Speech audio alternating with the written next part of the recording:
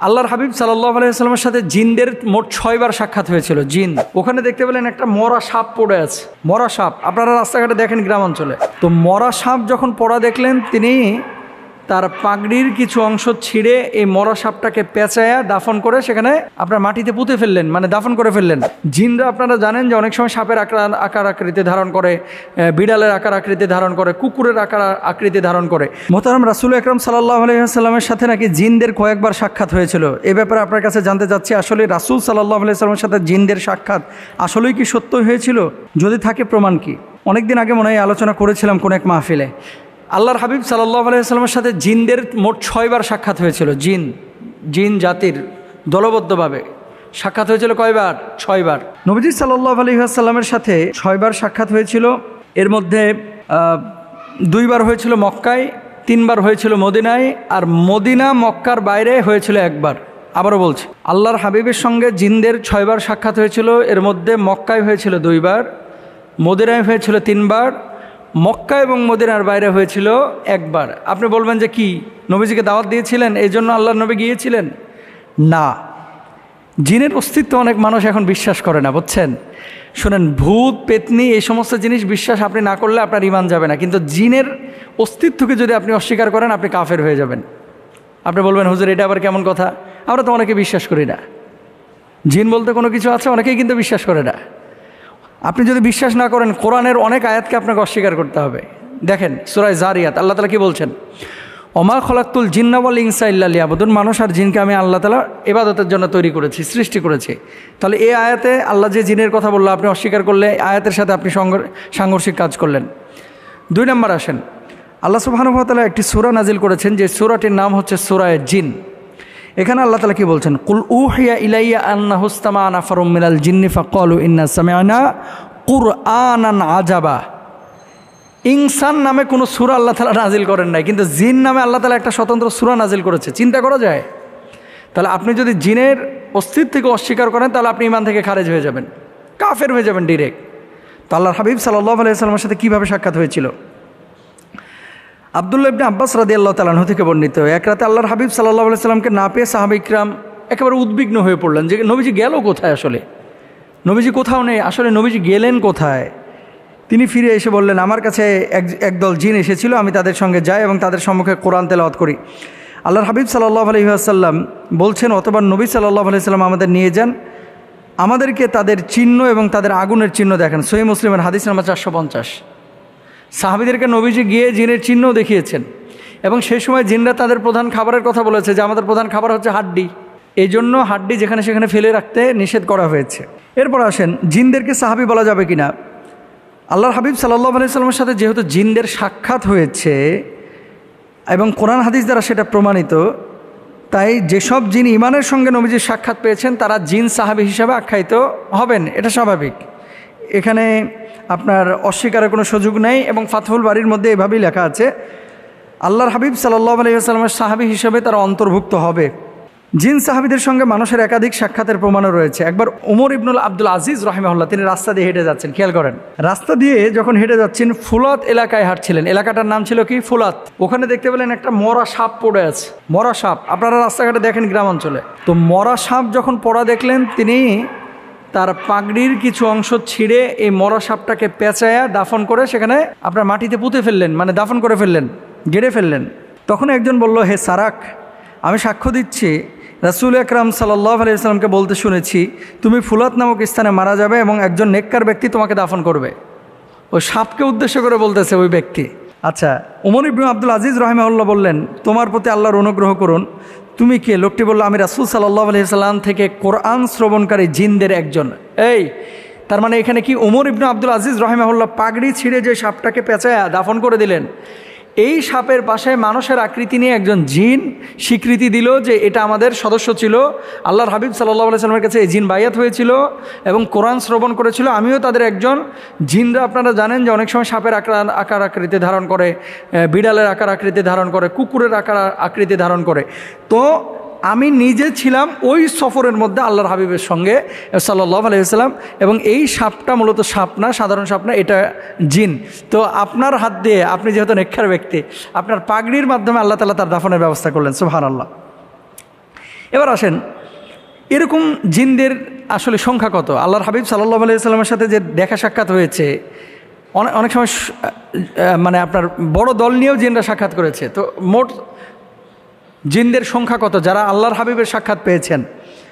আচ্ছা, উমর ইবনুল খাত্তাব রাদিয়াল্লাহু তাআলা আনহুর সাথে সম্পৃক্ত করা হয় এমন একটি বর্ণনায় বলা হয়েছে, নবীজি সাল্লাল্লাহু আলাইহি সাল্লামের কাছে কোরআন শ্রবণকারী এবং তার পেছনে নামাজ আদায়কারী জিনদের মোট সংখ্যা হচ্ছে ৭৩,০০০।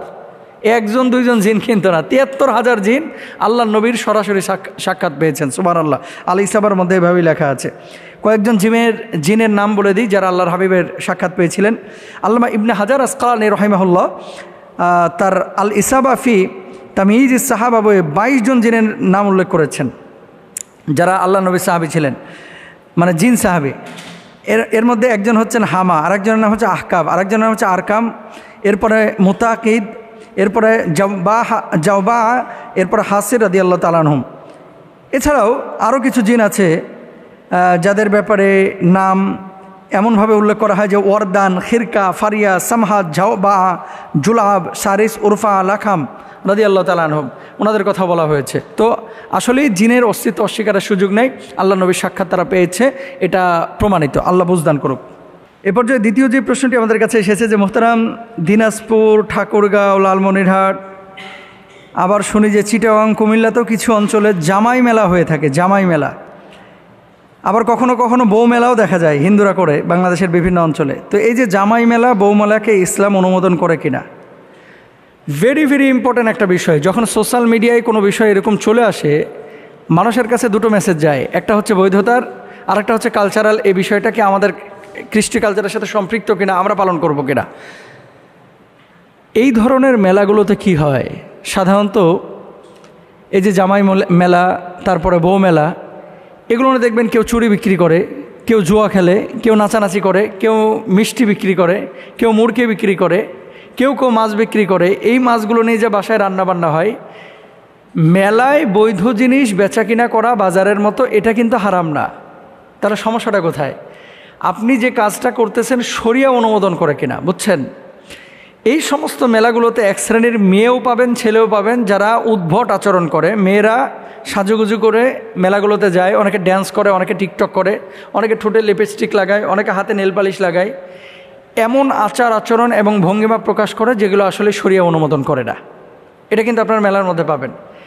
বালা দিয়ে দেখবেন জুয়া খেলতেছে, ওই যে কোল্ড ড্রিঙ্কস খাড়া করে রাখছে, সিগারেটের প্যাকেট রাখছে, তারপরে মনে করেন আটা রাখছে, তেলের বোতল রাখছে, তারপরে চকলেটের প্যাকেট রাখছে, এরপরে বালা বিক্রি করে 20 টাকায় 3টা, 100 টাকায় এরকম বিক্রি করে 20টা, বিক্রি করে বালা মারে।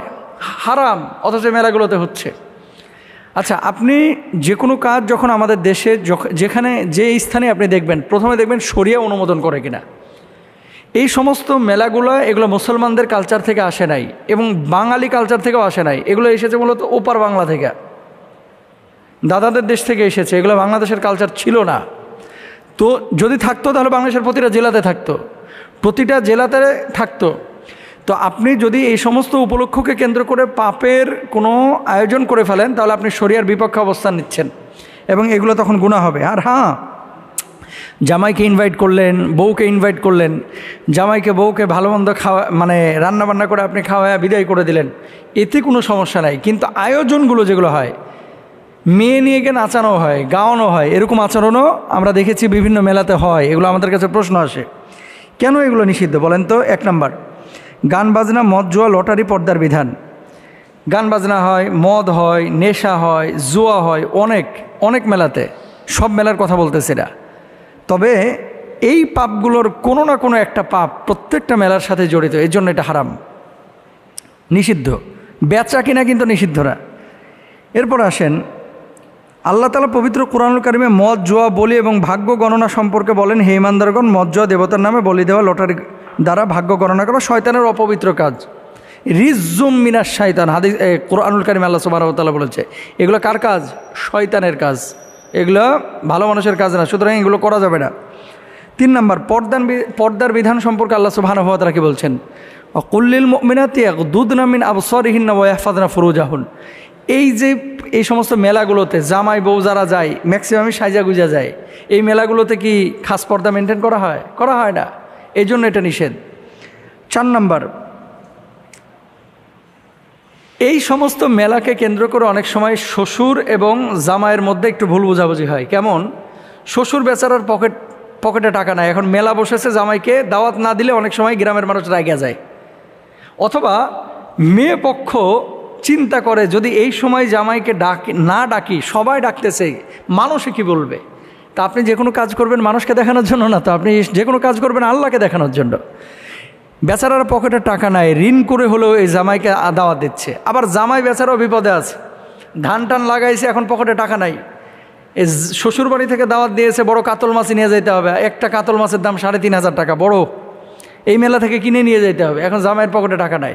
তার মানে কি দেখেন, একটা গিভ অ্যান্ড টেক।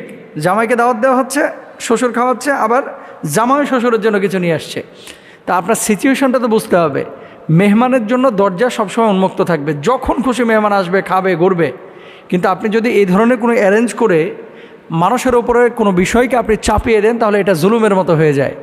এই জন্য এই জিনিসগুলো আমাদের খেয়াল করা উচিত। জামাই মেলা, বউ মেলা, শ্বশুর মেলা, এই সমস্ত মেলাগুলো ইসলামিক কালচার না, এগুলো আমাদের বর্জন করা উচিত। আল্লাহ বুঝদান করুক।